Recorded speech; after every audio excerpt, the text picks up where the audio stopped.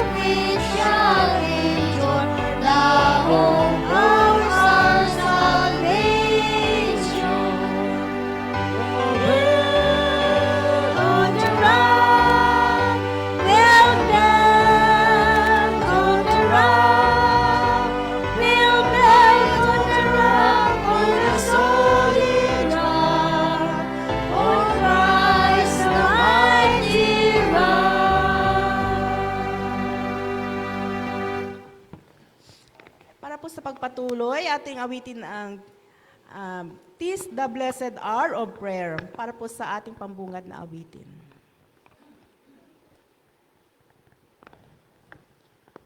Tayo pong lahat ay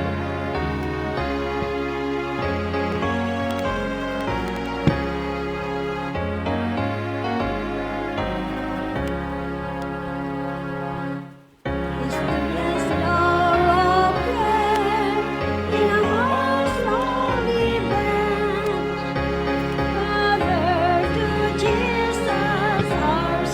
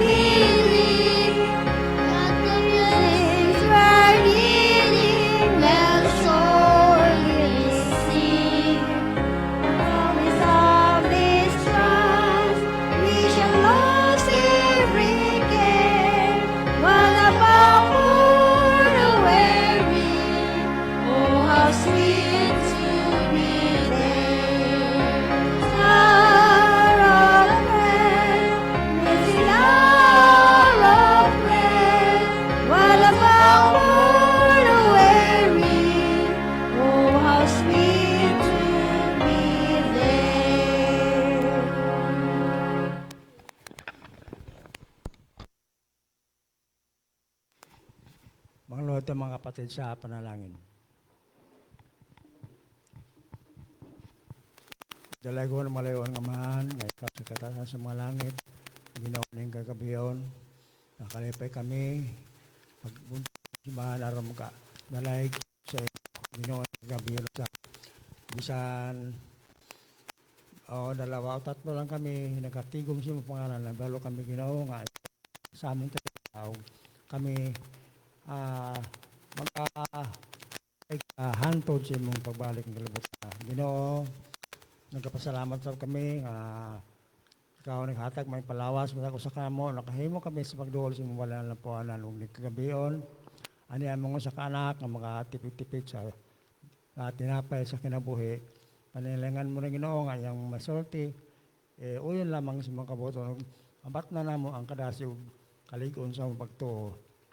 Umabot man Panginoon ng mga pagsubok sa mga sa kinabuhi. Tabangan mo kami Ginoo nga unta makabaro kami sa mga pagsubok ng kalibutan aron anang langit ng mga taganan dili kami mulawan ug takos kami makadawat ng kinabuhi lain wala katapusan. Tabangan mo kami Ginoo aron nga magkinabuhi kami ng kalibutan na ngayon sa mga kabuton makita sa mga katawhan ikaw ang among Diyos ngayon naguban ka ng panahon. Usa ning kagabiyon among ilawman mo sa panalangin, ubas ko sa lang sa mong kalapasan, sa ngalan sa Muhammad. Amen.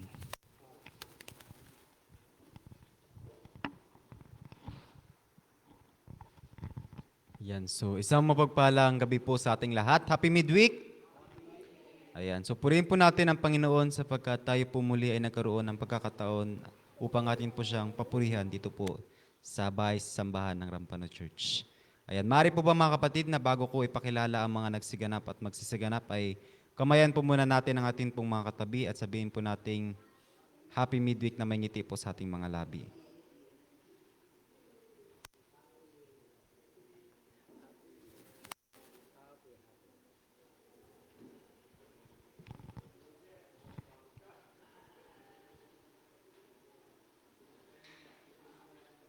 Hello, hello. Me.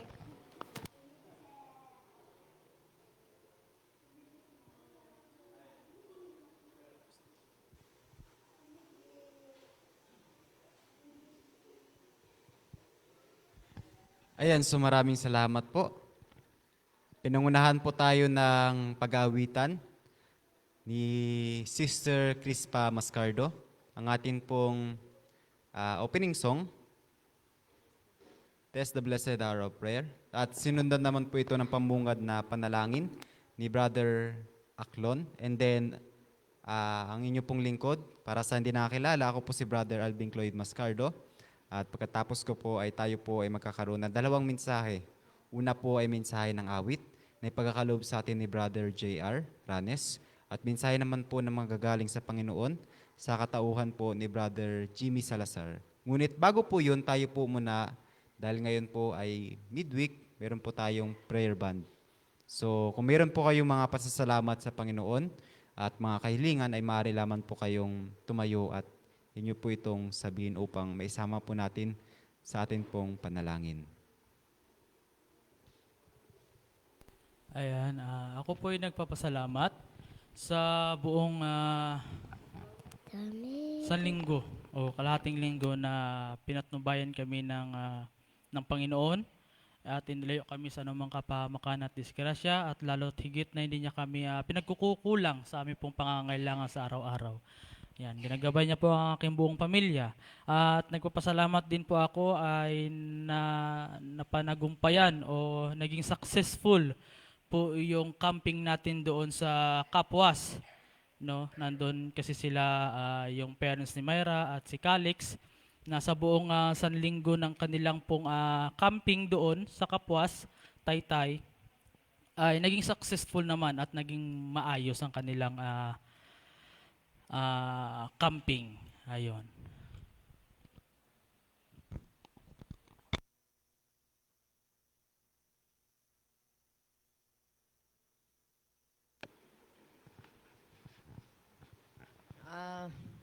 Hello. Yung nagpapasalamat din ako na ah, hanggang ngayon ay ang Panginoon ay naggabay sa atin, sa amin dalawang mag-asawa. At ang aking pamangkin na si Norman, alala nyo, lagi kong kina-request dito ng prayer sa kanya. Yung si Norman kasi, di ba may cancer, kumalat na po, ngayon nasa utak niya na. Pero actually, pag tinitingnan mo siya, parang okay pa rin siya. Happy pa rin siya. Parang wala lang sa kanya ba na ano. Pero ang problema ngayon, ang asawa niya ay na double mastectomy sa cancer. May cancer din ang asawa niya. Kaya ngayon, kakatapos pa lang ng operasyon niya, kaya nag-request sila kung pwede ipanalangin po natin sila kasi ang laki ng crisis talaga nila ngayon. Silang dalawa mismo ang may problema. Kaya ipanalangin po natin sila. Okay. Salamat po.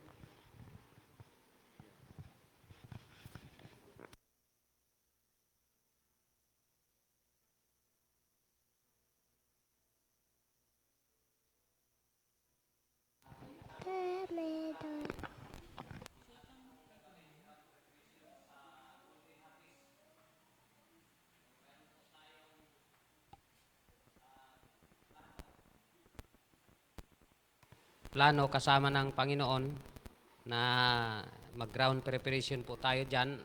Actually, mayroon na tayo mga dyan, mga Bible student. So, dyan sa dati yung sinasabi na pinagburulan, anong tawag nun? Yung purok? Purok ba yun? So, dyan tayo magkakaroon ng crusade. Pero, siguro mga July, July tayo magkaroon ng crusade sa tulong ng Panginoon.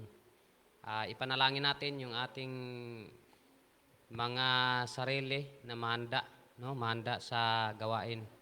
Patuloy po natin ipanalangin ang ating church, ang ating mga kapatiran, lalo't higit yung mga nanghina at yung ating mga bagong bautismo. Ipanalangin po natin sapagkat ang ating panahon ngayon ay kasalukuyang crisis sa espiritual. Hindi lamang sa pamumuhay sa pisikal na mga pangailangan, kundi sa espiritual. So ipanalangin po natin mga kapatid. Dito din po yung yung tiyo ko. So welcome. Siya po si Ernesto Hamito. So ito po ay mayroon po siyang sakit, actually naoperahan ito. Naoperahan yung kanyang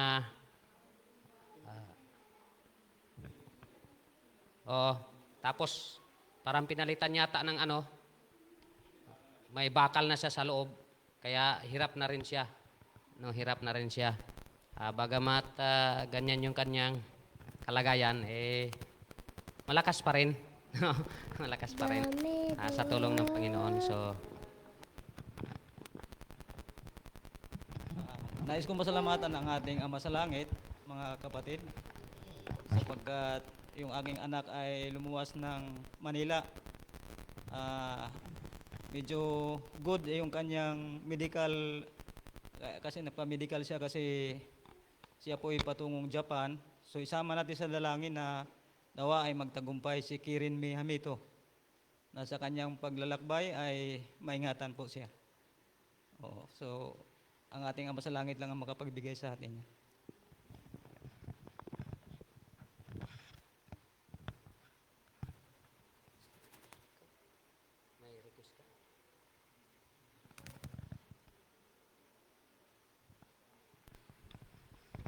Ayan, dinadalayan ko rin po yung nag-take ng mga entrance exam ng mga nakaraan. Ayan, dinadalayan ko po na nawa ngayong enrollan na nanalapit nilang pag-enroll ay maka-enroll sila ng matiwasay at makapasok sila sa kung anong kurso ang kanilang ninanais. Ayan. Dinadalan ko po yun sa mga estudyante na mag-i-enroll ngayong pasukan. Ako po'y nagpapasalamat sa Panginoon sa patuloy na magandang pangatawan na ipinapagkaloob niya po sa akin at ganoon din po sa aking pamilya. At sa patuloy po na blessing na aming natatanggap. At sa walang sawa pong patnubay at paggabay po ng Panginoon sa amin. Iyon lang po.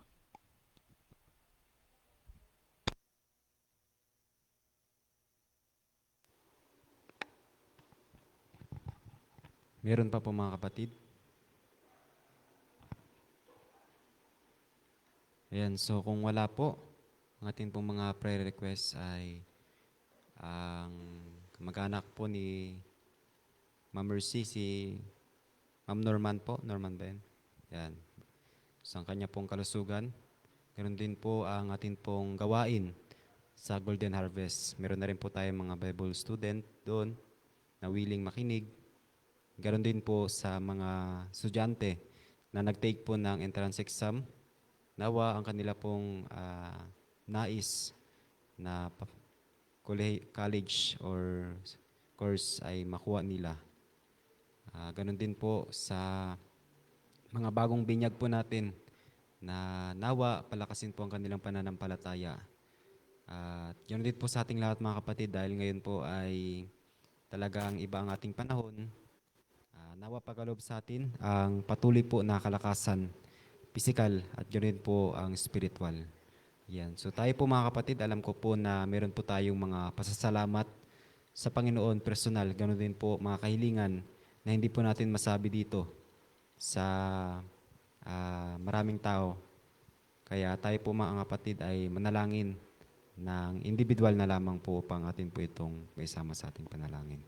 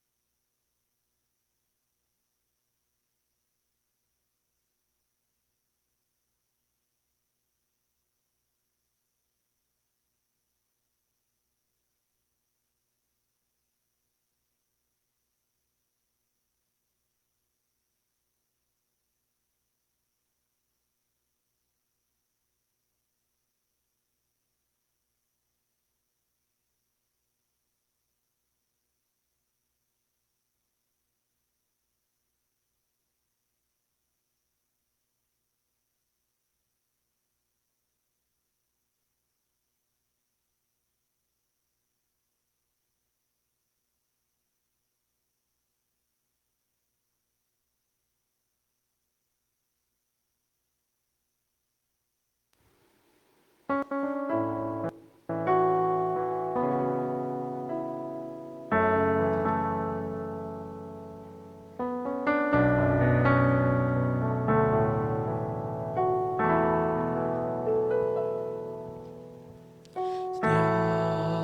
kay buti ng ating Panginoon, magtatapat sa habang panahon, maging sa kabila ng aking pagkukulang, biyaya niya'y patuloy na laan.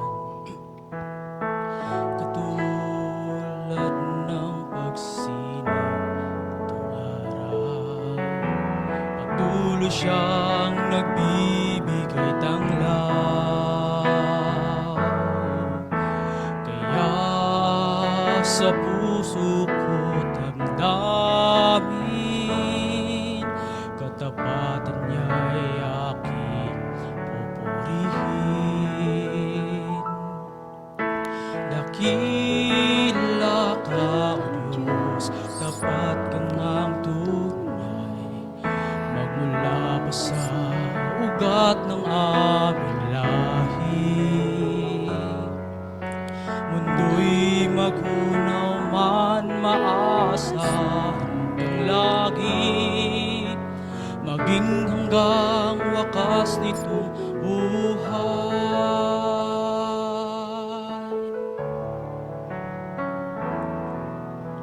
Kaya, O Diyos, ika'y aking pupurihin.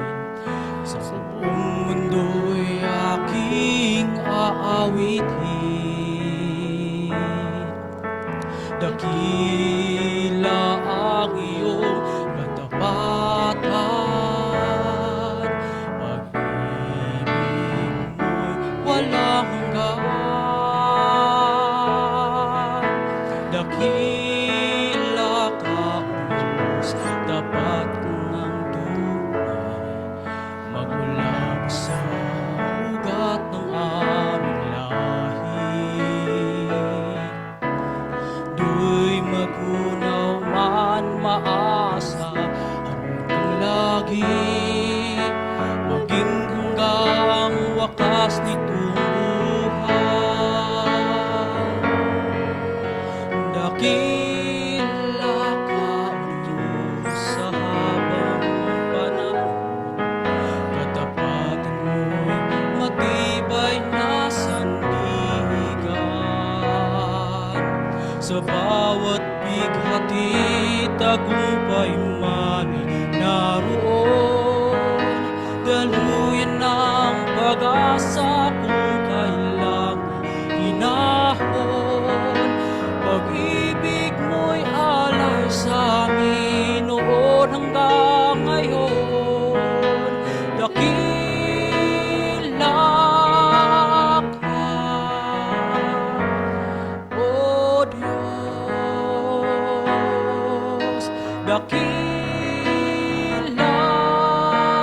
ka, O Diyos.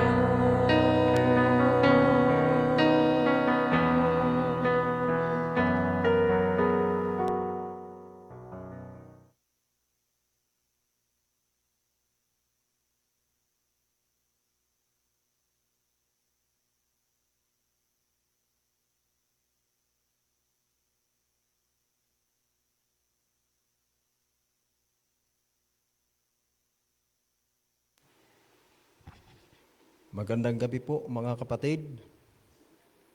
At muli ko kayong babatiin na happy midweek. Ayan. Salamat po sa gabi pong ito at pagkakataon na ang inyong lingkod po ay muli pong nakatayo sa inyong harapan ayon sa kalooban po ng Diyos.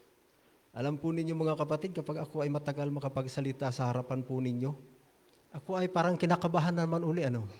Yan. Medyo kapag tayo pala ay hindi mga kapatid nagsasalita sa harap ng maraming mga tao, pag tayo ay binigyan ng part sa pagkakataon na tayo ay napukusan or hindi naman kaya'y inudyok ng banal na espiritu ikaw ang magsalita, aba ay parang mayroon kang kabakunti sa iyong dibdib. Ano ho?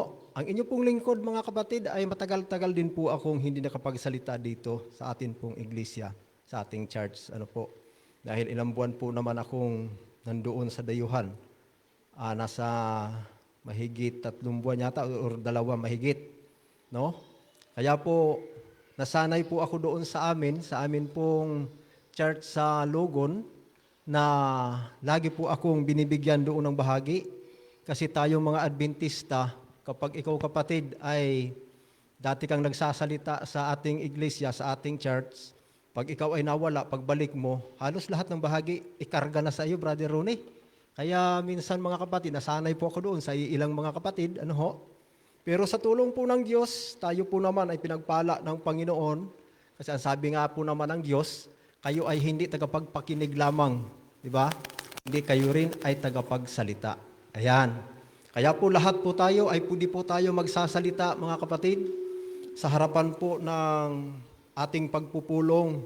Ano po? Dahil lahat po naman tayo ay pinili tayo ng Panginoon. At ang bawat isa sa atin, mga kapatid, alam ko po na mayroon po tayong kanya-kanyang mga kaloob ang Diyos. Yan. Bagaman po hindi pantay ang kalooban or kaloob ng Diyos na ibinigay sa tao, pero alam ko mga kapatid na lahat tayo na mananampalataya sa Diyos ay pinagkalooban ng Diyos ng karunungan. Amen? Dahil mga kapatid, ang nais po ng Diyos na ang kanya pong mga anak ay hindi po magkakaroon ng pag-aalinlangan sa kanyang pananampalataya. Kaya napakadakila ang Diyos katulad ng awit ni Brother GR. Yan, salamat po Brother GR. Alam po ninyo yung mga awitin na yan ng ating kapatid na si Brother Yuli Bragat. Paborito ko po yan noong mga kapanahunan ko, mga kapatid. No? Marami akong mga alam ng mga awit niya noon. Pero sa katagalan mga kapatid, nung hindi na talaga ako nakapuko sa pag-awit, no? Nung ako po ay naging elder sa iglesia na po namin, aba ay halos hindi na po ako nakakaawit mga kapatid. Pero nung una mga kapatid, talagang marunong din akong umawit kahit luyaw-luyaw. Ibig sabihin, libag-libag ba? Yan. Pero sa tulong po ng Panginoong Diyos, sa oras pong ito, na tayo po ay binigyan ng handog na awit mula po sa Panginoon ng ating kapatid na si Brother GR. Napakabuti ng Diyos mula noon sa unang mga panahon hanggang sa kapanahunan po natin, nararanasan po natin ang kabutihan ng Diyos sa buhay natin. Ano ho? Dahil ang sabi nga naman ng kasulatan, pinasisikat ng Diyos ang araw sa masama at sa mabuti, sa hindi ganap at ganun din po sa mga ganap. Ibig sabihin mga kapatid, ang Diyos po ay walang tinatanging tao. Diba? Wala pong pinipiling tao ang Diyos. Ano ka man, makasalanan ko man o ano, ang kanyang biyaya, ang pagpapala ay nakalaan sa bawat isa sa atin. Ano po? Lalong higit sa atin po na nakakilala ng katotohanan. Yan, ang kabutihan ng Diyos, natanggap natin po ito. Kaya po mga minamahal ko pong mga kapatid, ang atin pong pagsamba ngayon ay pulong panalangin. Yan. Isa pong panalangin na kung saan ang Panginoong Hesukristo, nung siya ay malapit ng ipako sa krus ng Kalbaryo, naramdaman ito ng ating Panginoon. Ang Panginoon po ay pumaroon sa bundok ng, saan kaya bundok yon mga kapatid? Yan, sa bundok ng Olibo. At siya ay nanalangin doon mga kapatid dahil ang akala ng Diyos, ang kanyang nararamdaman bilang isang tao, hindi niya kakayanin mga kapatid ang pribilehiyo na inatang sa kanya ng kanyang Ama na nasa langit. Ano ang panalangin ng Panginoon? Panginoon, wag mong ipagkaloob sa akin ang sarong ito, ngunit kalooban mo lamang ang mangyayari at hindi ang sa akin. Gaano kaya tayo mga kapatid manalangin? May sarong pinapasan ang bawat isa sa atin mga kapatid. Ito ba kaya mga kapatid kapag nanalangin tayo, ipinapasakop natin sa Diyos? Yes, pinapasakop natin sa Diyos dahil nalalaman natin na walang ibang tagapagligtas kundi ang ating Panginoon lamang. Manalangin po tayo mga kapatid. Mapagpala po naming Ama na ang tahanan ay nasa langit ng mga langit. Purihin ka, Panginoon, sa gabi pong ito ng aming pagsamba. Ang tangi po naming dalangin na kami po ay iyo po nawang linisin sa lahat po ng aming mga pagkakasala, ang lahat ng aming mga pagkukulang amang banal sa inyo. Patawarin po kami at nawa sa gabi pong ito, ikaw po ang tumayo sa aming kalagitnaan na ang iyo pong mga banal na salita na magpapatibay sa aming pong pananampalataya ay iyo pong ipahayag sa amin, Panginoon, na ito po ay aming maunawaan at amin pong maisakabuhayan ng bawat isa sa amin.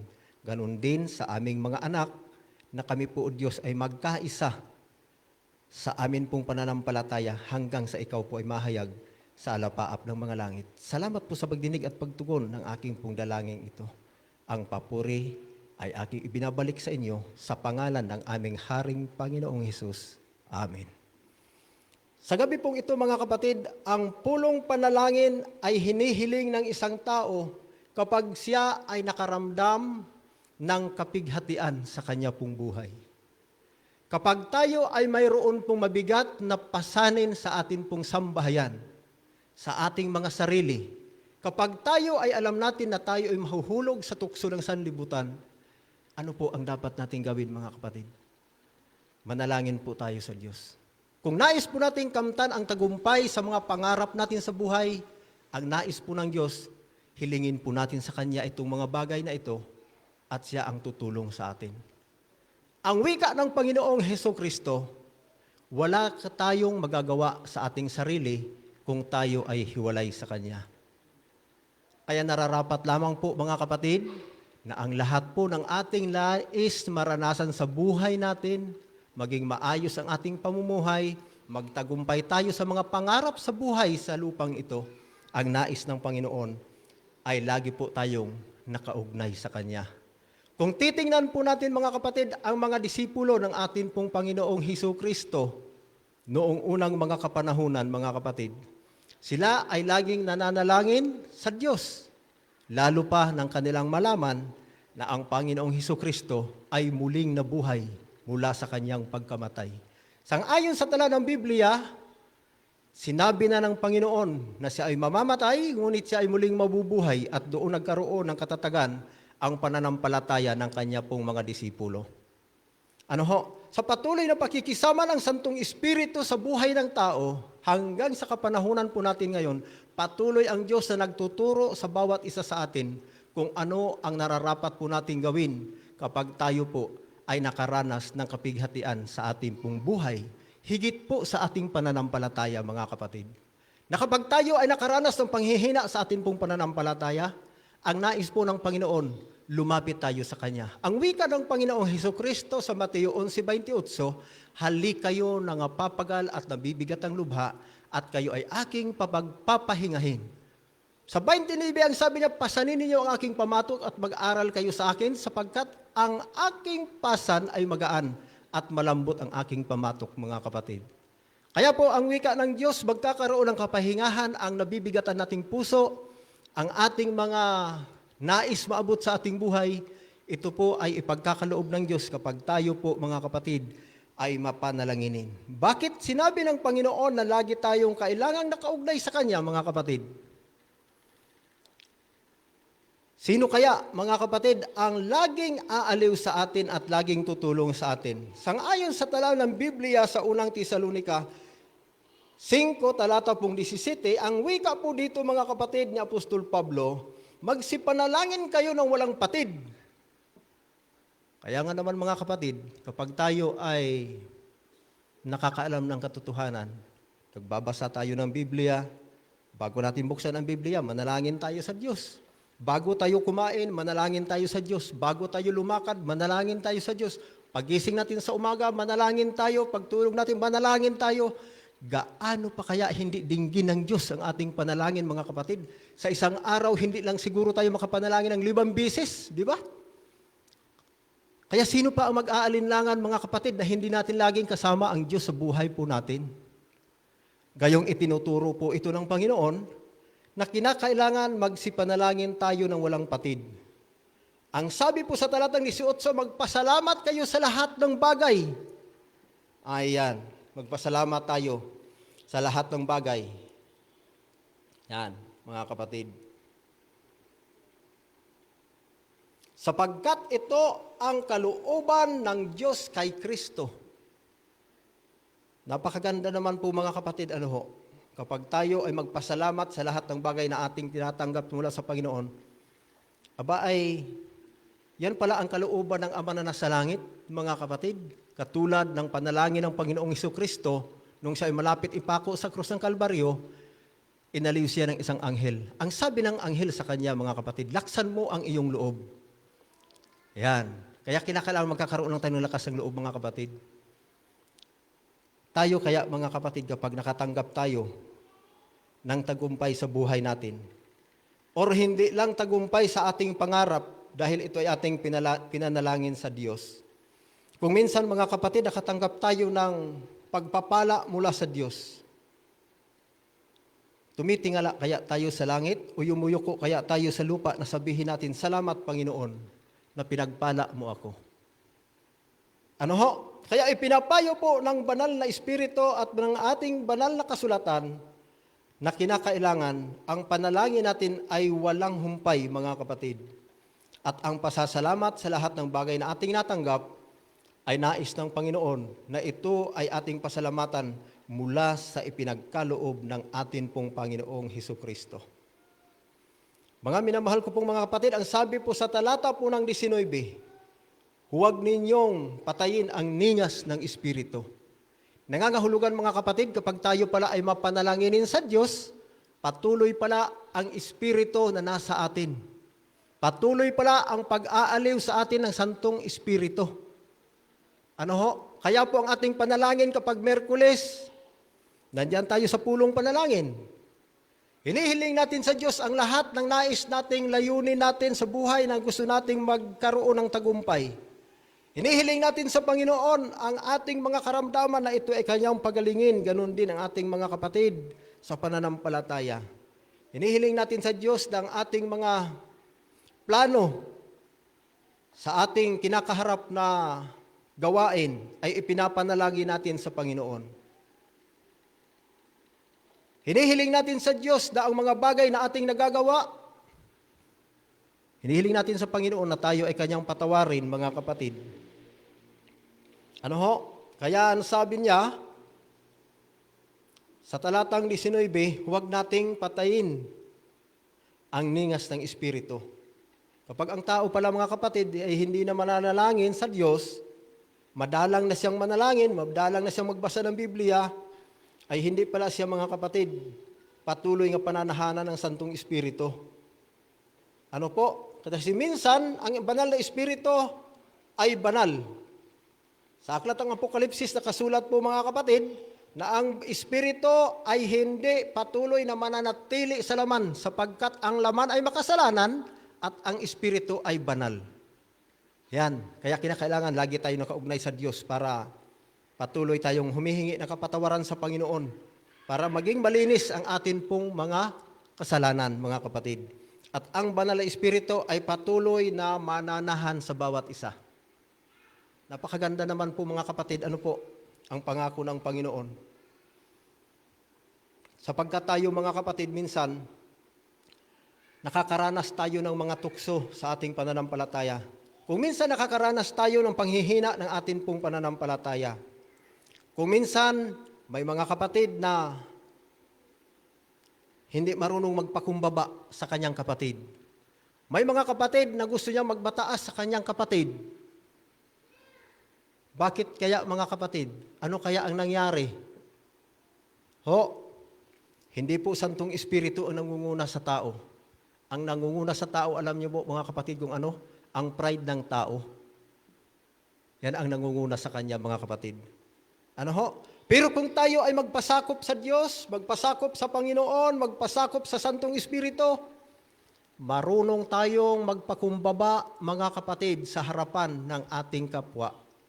Higit sa atin pong mga kapatid sa pananampalataya, Hindi tayo pwedeng magmalaki sa ating mga sarili, mga kapatid, sapagkat wala tayong kakayahan na ang sarili natin ay mabago sa gana lang o sa larangan lang ng ating nais sa ating mga pansariling pita ng ating kaisipan. Mababago ang kaisipan po natin kung tayo po ay lagi pong nakaugnay sa Diyos. Lagi tayong nananalangin sa Panginoon. Dahil ang lahat ng bagay, mga kapatid, ay nangyayari lalong-lalo na sa mga lingkod ng Diyos. Ano ho? May nangyayari, mga kapatid, na kung minsan ay ginagawaan ka ng hindi maganda sa iyong kapwa, minsan naman ang kapatid naman ang gumagawa din ng hindi mabuti sa iyo.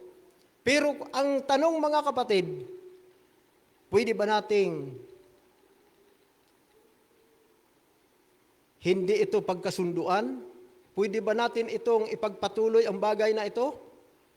Kung tayo ay nagmamahal sa Diyos, mga kapatid, mamahalin din natin ang ating kapwa higit ang ating mga kapatid. Bakit, mga kapatid?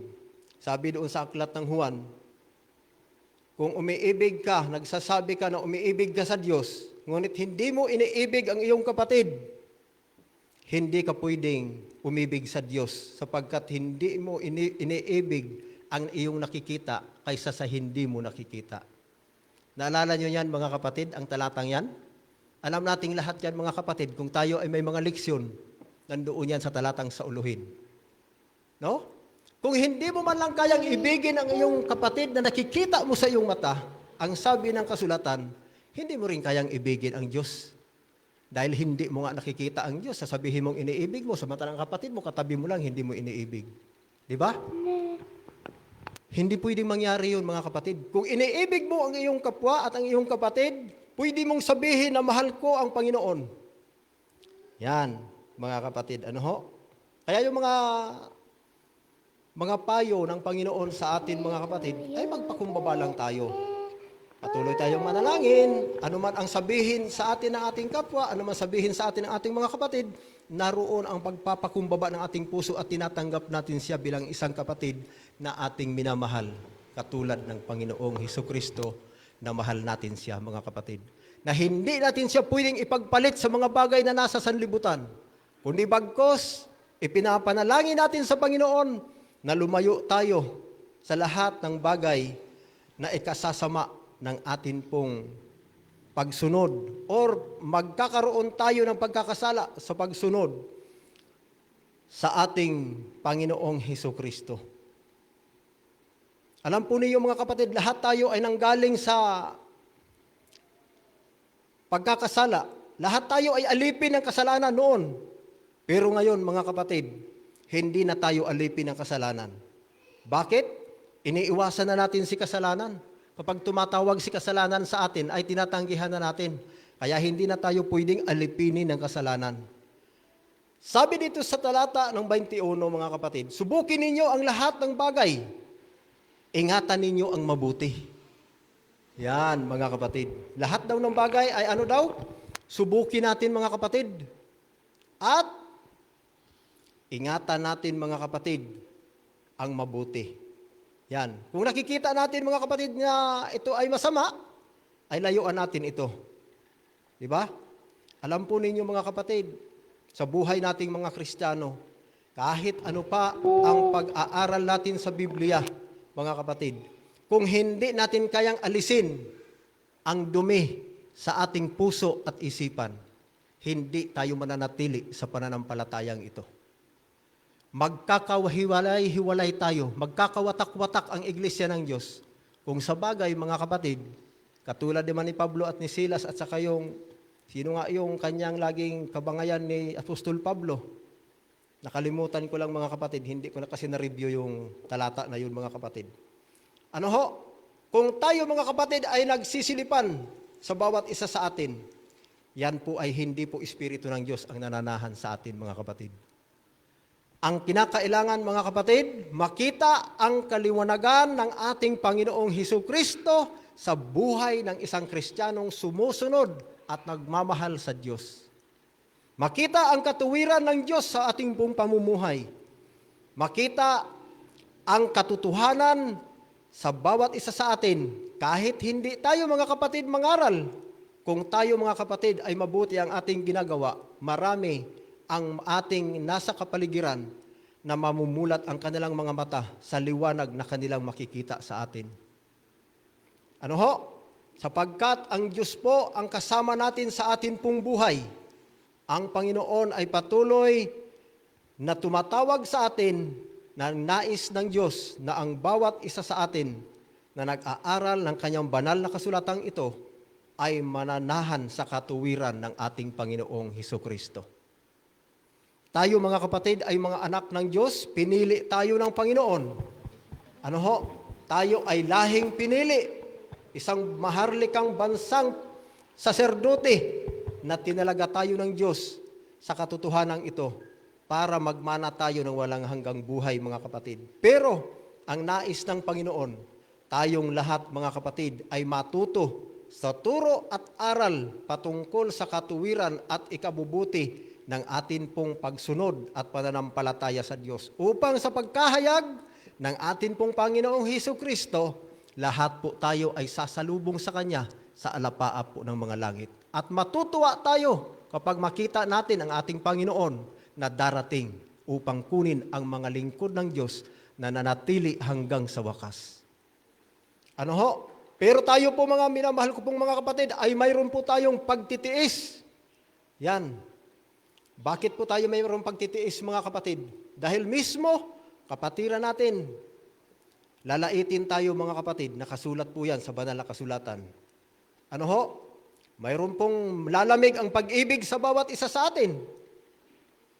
Dito sa atin mga kapatid, parang nangyayari na mga kapatid, nakikita ko. Ano? Kaya nung nakaraan nag-usap kami ni Brother Ronnie doon sa bahay, ako mga kapatid, nalulungkot din ako sa sinabi niya. Na may kapatid tayo na magsabi na, ay hindi na ako magsimba dyan. Mga kapatid, wag po nating itakwil ang Panginoon sa buhay natin, mga kapatid. Kung tayo po ay may sama ng loob, pag-usapan po natin, iluhod natin sa Panginoon. Umiyak tayo sa harap ng Diyos, mga kapatid. Wag po nating itakwil ang Panginoon sa buhay natin, mga kapatid. Dahil saan man tayo iglesia magsamba, mga kapatid, kung ang ugali ng tao ay hindi niya babaguhin at hindi niya ipasakop sa Diyos, walang mangyayari, mga kapatid, sa buhay natin. Ano ho? Kaya nalulungkot ako mga kapatid sa ganyang klaseng mga kapatid na, naku, hindi mo po maintindihan. Naku mga kapatid, sasabihin ko po sa inyo, ang Diyos po tumatawag sa akin, ako makasalanan din po ako. Pero ang sabi ng Panginoon, ang magtiis hanggang sa wakas, siya lang ang maliligtas. Paano ka makapagtiis mga kapatid kung ang iyong sarili hindi mo mabago? Ano kaya ang nananahan sa atin? Tanungin natin ang ating mga sarili, banal na espiritu kaya o espiritu ng diablo? Kapag ang tao, mga kapatid, tandaan po natin, tayo ng mga nag-aaral ng Biblia, hindi natin pwedeng sabihin na ang espiritu ng kaaway ay hindi na tayo pwedeng tahanan o hindi na tayo pwedeng sakupin ng espiritu ng kaaway ng Diyos, mga kapatid, sapagkat si Satanas man ay gumamit ng salita ng Diyos nang tuksuhin niya ang Panginoong Hesukristo. Kaya hindi natin pwedeng matatanong, ako nagbabasa ako ng Biblia, hindi na ako lalapitan ni Satanas para tuksuhin ako. Naku mga kapatid, nagkakamali tayo dyan. Tandaan po natin yan mga kapatid. Ano ang sabi ni Satanas? Nang tuksuhin niya si Kristo, magpatihulog ka sapagkat nasusulat. Iingatan ka ng anghel ng Panginoon. Biruin mo yan mga kapatid. Tapos sasabihin natin, hindi na tayo matutukso dahil nagbabasa tayo ng Biblia, sumusunod tayo sa kalooban ng Diyos. Mga kapatid, number 1, gagamitin tayo ng kaaway. Hindi ang tagalabas ang gagamitin, kundi tayong nasa loob. Dahil ayaw ni Satanas na isa man sa atin ay magkamit ng buhay na walang hanggan sa langit. Ano ho? Kaya hindi po tayo exempted mga kapatid sa espiritu ng panunukso. Kaya ang tao mga kapatid kung minsan, nagsasalita siya na hindi niya pinag-iisipan. No? Nagsasalita tayo na para bagang hiwalay tayo doon sa pagsunod natin sa Panginoon dahil kulang tayo sa pananalangin mga kapatid. Yan. Kaya kung minsan mga kapatid, malungkot sa buhay natin na may mga kapatid na hindi natin maintindihan, natural lang po yan mga kapatid. Sanay na rin po tayo dyan. Kaya lang nakakalungkot po mga kapatid kung patuloy na ganun ang mangyayari. Diba? Sige tayong pangaral, katapos may mga lalabas. Sa bagay, nakasulat din naman, marami ang magsisipasok, marami din naman ang magsisilabas, mga kapatid. Sabi ng Panginoon sa Aklat ng Juan, sila ay hindi kutupa, sapagkat sila ay nagsilabas sa aking pulungan. Ang pumasok sa aking pulungan na hindi lalabas sa aking pulungan, siya ang tunay kong tupa. Yan, mga kapatid. Kaya minsan, sa buhay po natin, ang aral ng atin pong Panginoon ay atin po itong ingatan sa ating puso. Ang dapat po natin gawin, lagi tayong nakaugnay sa Diyos, lagi tayong manalangin, lagi nating hilingin sa Panginoon na ilayo tayo sa lahat ng mga tukso, pagsubok na hindi natin makakayanan. Ang Diyos po, mga kapatid, ay tutugon sa atin kung ang ating panalangin ay taos puso at lubos nating talikuran ang mga bagay na hindi kaya-aya sa harapan po ng ating Ama na nasa langit. Alam po ninyo, mga kapatid, alam ko po na ang bawat isa sa atin, may mga experience tayo bago tayo nanatili sa iglesia pong ito. Wala pong lingkod ng Panginoon na hindi sinubok. Di ba? Sino po ang lingkod ng Panginoon, mga kapatid, na napakalapit sa Panginoon? Na gusto niyang ipagtanggol ang Diyos na hindi siya sinubok, mga kapatid? Wala. Si Pedro man, mga kapatid, isang tapat sa Panginoon. Nangako siya na, Panginoon, kailanman hindi kita iiwan, ako isusunod sa iyo. Ngunit nang siya ay sabihin ng mga kasamang humuli kay Kristo, ikaw ay kasama niya. Sabi niya, hindi ako kasama ng taong yan. Di ba? Mga kapatid, kaya susubukin tayo, mga kapatid. Kaya ang lais ng Diyos, lagi lang po tayong manalangin, iugnay natin sa Kanya, itagubili natin lagi sa Diyos ang ating mga lakad, higit sa lahat ang ating pananampalataya at ang ating mga buhay, habang tayo nabubuhay sa lupa pong ito, ang lais ng Diyos na italaga natin sa Kanya ang ating mga abang sarili, sapagkat tayong mga tao na naglilingkod sa Panginoon, ay nandito pa sa lupa. Hindi pa tayo banal, hindi pa po tayo talagang matuwid, mga kapatid. Habang tayo ay nandito sa lupang makasalanan, makasalanan pa rin po tayo. Gaano man tayo tumanggap ng bautismo, ito po ang sasabihin ko po sa inyo. Kung ang isang tao tumanggap man siya ng isang bautismo mula sa Diyos, ito po ay ang paglibing lamang natin sa ating mga kasalanan na ipinangako natin sa Diyos na hindi na po natin babalikan. Pero, mga kapatid, ang pagsubok sa buhay po natin at ang tukso ay patuloy na lalapit sa atin dahil ito ang magpapalayo sa atin sa paanan ng atin pong Panginoong Hesukristo. Kaya po, mga kapatid, ang nais ng Panginoon, isa man po sa atin ay hindi tayo pwedeng magmalaki na ako ay patuloy na nag-aaral ng Biblia, ako ay patuloy na nanalangin, kaya hindi ako susubukin ng kaaway.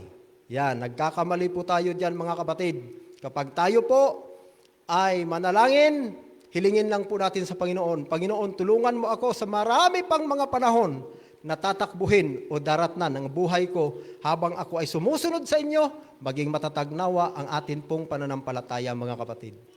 Sa gabi pong ito, ang munting mensaheng ito, nawa mga minamahal ko pong mga kapatid, ito po ay tumimo sa ating isipan at puso. Tanggapin natin ang payo ng Panginoong Hesukristo na walang pag-aalinlangan sa ating mga puso at isipan dahil mamumuhay tayo sa katuwiran ng ating Panginoong Hesukristo. Sa gabing ito, ang dalangin ko, lahat nawa ng narito at ganun din ang iba pang mga kapatid, sila man ay nasa banig ng karamdaman o nasa panghihina ng pananampalataya, ang dalangin ko sa Diyos, patuloy na panahanan sila ng Santong Espiritu, naggagaling ang may mga karamdaman at ang mga nanghihina sa pananampalataya ay Kanya itong palakasin. Pagpalain tayo ng Diyos at sumaatin nawa ang kapayapaan.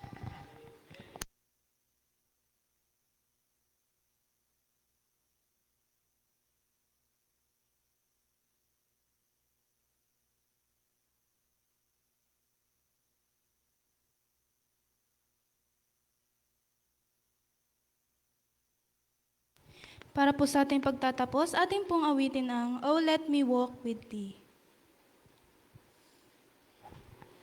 Tayo pong lahat ay magsitayo.